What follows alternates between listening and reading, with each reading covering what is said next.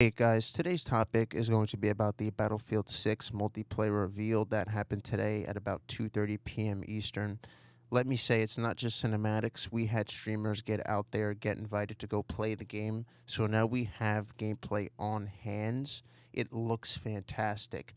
DICE seems like they're actually putting a game together based upon feedback that they got from their player base. One of the things that caught my attention right away was the weapon selection. We had weapons such as the MPX, the MP7 in the playtest. We saw the UMP in the trailer. We see a G36C assault rifle, kind of with a long barrel. We have a MK14 DMR, pistols, shotguns, snipers, etc. It's all there. It looks fantastic.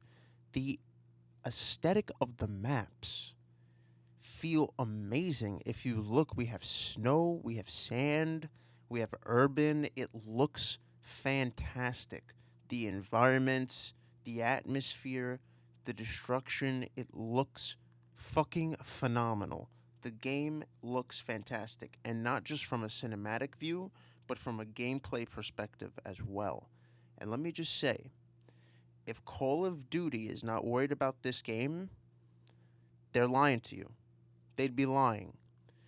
Because this is a military shooter that is going to enter the market at a time where there really isn't one. And everybody knows when you're the first one to be a pioneer in a market, you tend to make a lot of money instead of, the trend.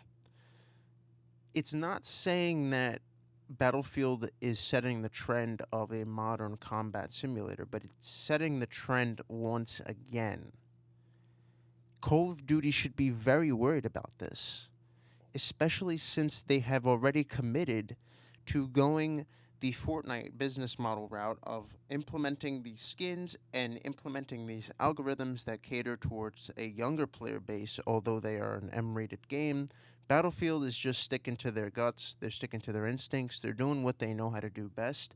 Just because they cut corners in 2042, it doesn't mean that they didn't learn a lesson, and you can see when a developer is taking in player feedback. That's all I'll say. You can actually tell when a developer takes in some player feedback, implements that feedback, and then shows it to the player base, and we see the player base's reaction to that feedback being implemented. It's actually such a good recipe for success. I don't know why developers haven't done it yet. It seems like it's, this corporate structure gets in the way of it all the time. But hopefully Battlefield just broke through that structure.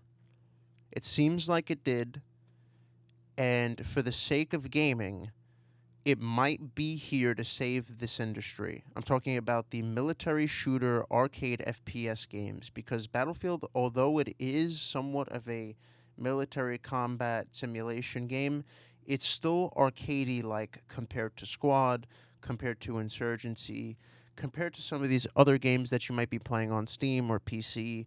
That is a true tactical shooter in its sense. So this is the perfect middle ground between arcade, realism, and military simulation. We have it right here. It's perfectly timed. It cannot be any better. Call of Duty should be panicking right now, especially with the feedback that they got from Black Ops 7. Scumpy says he loves the game. All of these streamers say they love the game, and if it gets the attention it deserves, hopefully it will force Call of Duty to make an adjustment sooner rather than later.